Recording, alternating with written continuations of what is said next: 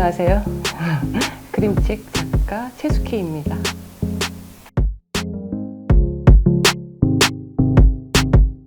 대학 졸업한 뒤에 그림 그리는 작업을 했었거든요. 그러니까 사보나 잡지 같은 곳에 그림을 그려주는 일러스트레이터로 작업을 하고 있었어요.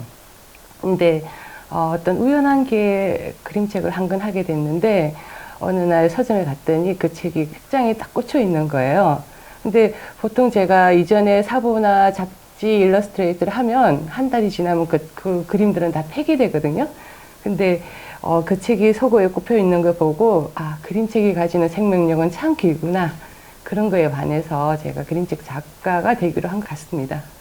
저뿐만 아니라 대부분의 어떤 작가들의 그 시작은 자기의 어렸을 때의 경험이나 아니면 주변 상황을 모티브로 해서 어떤 작품을 시작하는 것 같거든요. 저 같은 경우에도 제 아이가 그림책을 읽어가는 나이와 작업하는 나이가 비슷하게 자라왔던 것 같아요. 그러니까 당연히 제 아이가 가지는 여러 마음이나 제가 부모로서 가지는 여러 가지 감정이나 그런 것들을 책에 표현할 수밖에 없었겠죠. 저도 육아를 시작하기 전에는 아이의 존재가 어떤 것인지 정말 잘 몰랐던 것 같아요. 근데 아이를 키워가면서 아이라는 존재는 이런 거구나 하면서 깨닫기 시작한 것 같고요. 제 아이가 하는 사소한 행동, 아니면 불쑥 튀어나오는 이상한 말, 그런 말들을 좀 기록을 했던 것 같아요. 그걸 갖다가 제 개인의 어떤 사소한 기록이나 책으로 작품으로 푼 게 아니고 누구나 공감할 수 있는 그런 방법으로 모티브를 잡아서 풀었기 때문에 아마 독자들이 아이들의 마음을 잘 읽는 작가라고 생각하시는 것 같아요. 근데 저는 지금도 여전히 아이의 마음에 대해서 고민이 많거든요.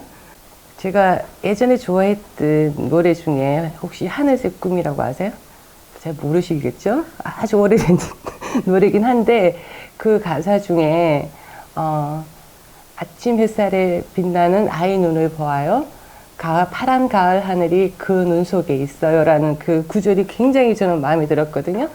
그래서 제 작품 속의 아이들에게도 그런 어떤 아이의 세상을 향한 호기심이나 그다음에 자기의 다양한 감정을 담을 수 있는 맑고 큰 눈으로 마음속에 있는 어떤 모습을 담고 싶어서 아마 그런 식으로 캐릭터가 나오지 않았을까요?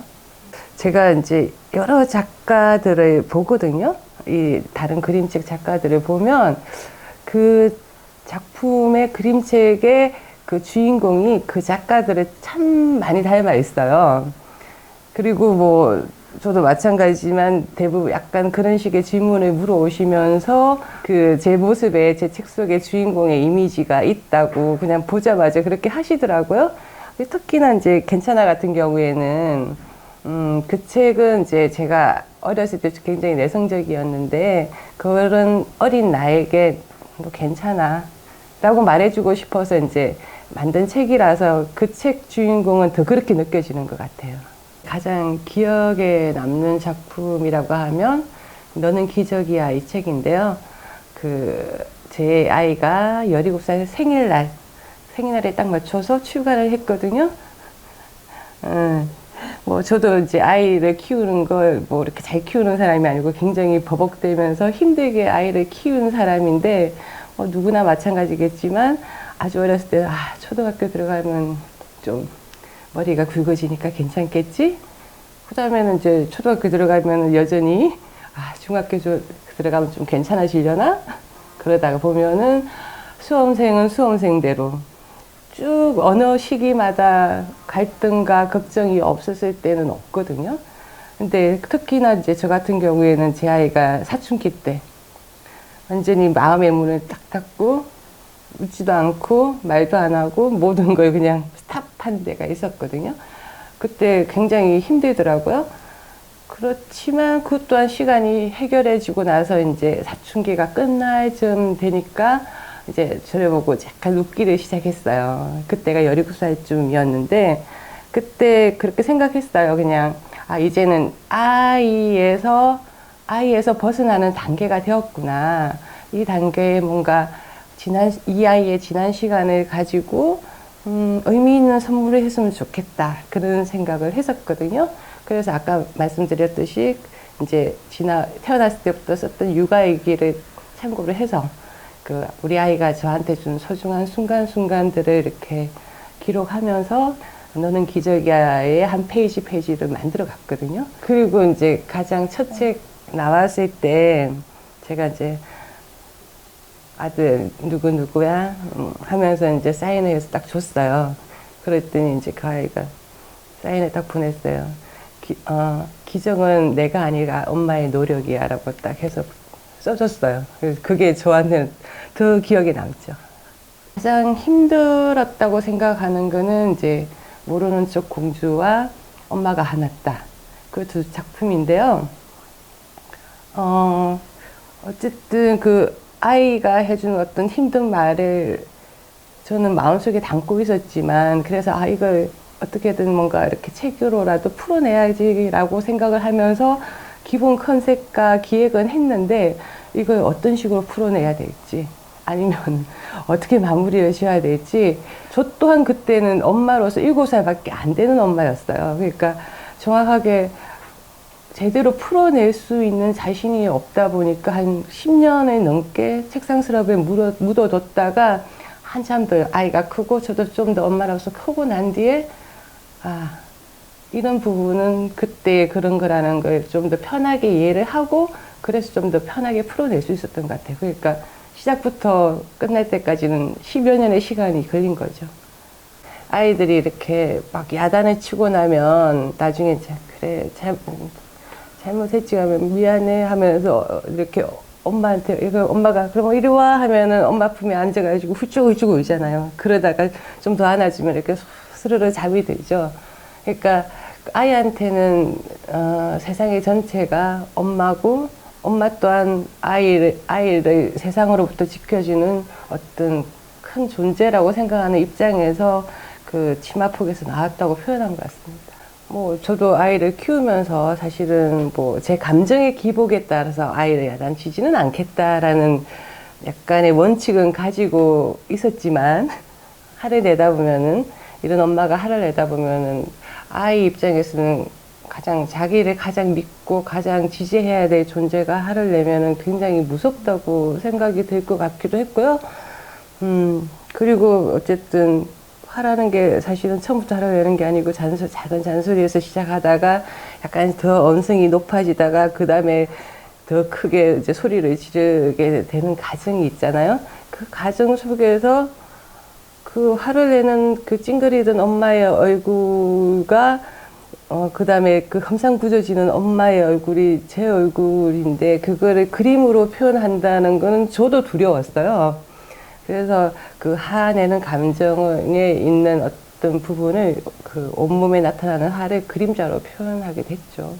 사실 저도 두려운 일이죠. 그런 모습을 제가 지켜봐야 된다는 게. 엄마의 말, 여기 이건데요. 사실은 엄마의 말에서 말은 이런 아이의 말도 있지만, 그 엄마의 말이란 굉장히 중의적인 표현이거든요. 이 또한 이제 제가 어렸을 때, 저희 엄마가, 말 그림을 좀 종종 그려달라고 그러셨어요. 그러니까, 왜 그런지는 모르겠지만, 꽤 여러 번의 말 그림을 그리고 그래서 신나가지고, 잘 그리지 않았어, 엄마? 막 그러면서 드렸는데, 아마 그때가 위에 오빠가 바다로 떠날 즈음의 시기였던 것 같아요. 이제 와서 생각해 보니까. 근데 그것이 이제 저희 엄마로서는 그 보낸 오빠를 위해서 뭔가 마음의 행사 같은 뭔가를 한 것 같아요. 그래서 엄마는 이제 그 뒤에 그 오빠에 대한 이야기를 한 번도 입 밖에 내지 않았어요. 안 하고, 그리고서 이제 나머지 아이들을 위해서 이제 희생하고 사셨던 거죠. 그래서 이 말이라는 게, 엄마가 마음속에 담아주고 싶은 어떤 이야기, 풀어내지 못한 이야기, 그리고 어쨌든 그 망아지처럼 천방지축 뛰어놀던 그 우리 형제들, 그런 걸 같이 다 포함한 어떤 그런 이야기고요. 이제 거의 90이 다 되셨는데 얼마 전에 그러시더라고요. 참 그 아이 아까웠는데 근데 여태까지도 많이 바뀌었지만 잘 모르시더라고요. 아마 이렇게 그림 자체가 좀 화면을 꽉 채운 느낌? 그런 느낌이 많아서 아 그냥 비슷하구나라고 생각하신 것 같은데 제 생각에는 이제 그림 작업하는 작가들 또한 자기 어떤 삶이나 그런 부분을 그림 표현에 약간 담겨져 있다는 생각이 들거든요.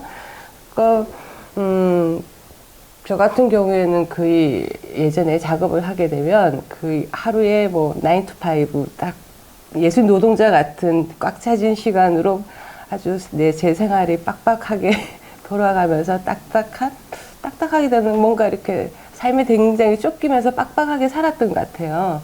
근데 이제는 조금 제 삶이 그런 틀에서 좀 벗어나고 싶고 좀 자유로워지고 싶다는 생각이 있으니까 이런 식으로 어떤 약간 풀어지는 그림이 되지 않았을까? 아니면 나이가 주는 여유로움일까? 뭐 그런 생각도 하기도 합니다. 그리스 로마 신화에 나오는 이제 두 형제의 이름이기도 하고, 그리고 별자리인 쌍둥이 자리에 카스트로와 폴로스라는 이름을 가진 별자리의 이름이기도 한데요. 카스트로 폴로스는 이제 그 두 개를 합쳐서 항상 행복해라는 어떤 뜻이기도 하고, 그리고 이제 행복을 부르는 주문이기도 하거든요. 그런 뜻에서 이제 힘든 요즘 아이들한테 그냥 마음속에 행복을 이렇게 받아들였으면 좋겠다 하는 뜻으로 이제 카스트로폴로스를 썼고요. 저 같은 경우에는 뭐 주문이라기보다는 약간 그냥 혼자 이렇게 읊조리듯이 그래, 괜찮아질 거야. 아니면 이 또한 지나가지 뭐. 그런 식으로 그냥 힘들 때 그냥 나를 위해서 그냥 중얼그림은 있죠. 잘 중얼그리긴 합니다. 제 책은 제 책의 주제들은 다 다르긴 한데, 어쩜 가장 그 바닥에 기본적으로 깔려있는 주제라고 하면은, 그냥 사랑받는 아이가 사랑을 주는 사람으로 클 거라는 그런 제 마음에 가장 중요한 메시지가 깔려있기도 하고요. 그리고 이제 요즘 와서 생각하면은, 사고를 치는 거는 아이들의 일이고, 기다려주는 거는 이제 부모님의 몫이다라는 생각이 많이 들어있거든요. 어느 정도 기다리다 보면, 해라도 하지 않는 나이가 되거든요. 그런 이야기를 하고 싶었고, 그리고, 무엇보다도 저는 부모가 가장 행복해야 된다고 생각이 들어요. 행복하지 않는 부모 밑에서 자라는 아이는 절대 행복할 수 없거든요. 그러니까, 어머니들이 먼저 행복하시기를.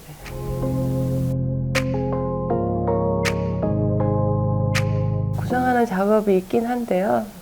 그냥 색의 의미를 좀 이야기하고 싶어서 고민 중이긴 한데, 아직까지 그 해결의 실마리만 딱 붙잡고 있고 어떻게 풀어야 될지 무지하게 고민 중에 있습니다.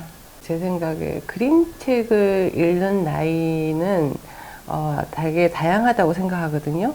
시기는.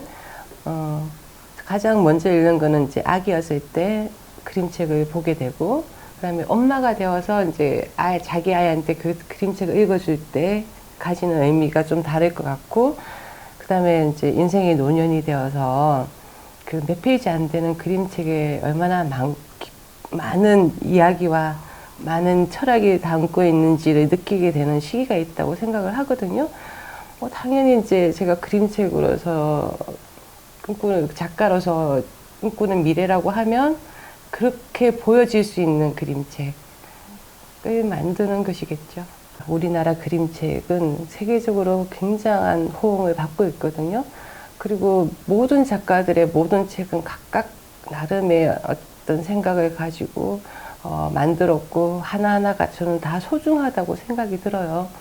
그래서 자기가 좋아하는 책을 읽으면 되는데, 대신 저는 이제 책을 읽고 난 뒤에 다 읽었어, 한 권 끝, 두 권 끝 말고, 그 책을 통해서 이제 자기 아이와 대입해서 아이의 이야기를 끄집어낼 수도 있고, 아니면은 그 책을 통해서 아이의 꿈이나 그런 거를 서로 이야기하면서 많은 생각을 가지는 책 읽기가 되었으면 좋겠어요.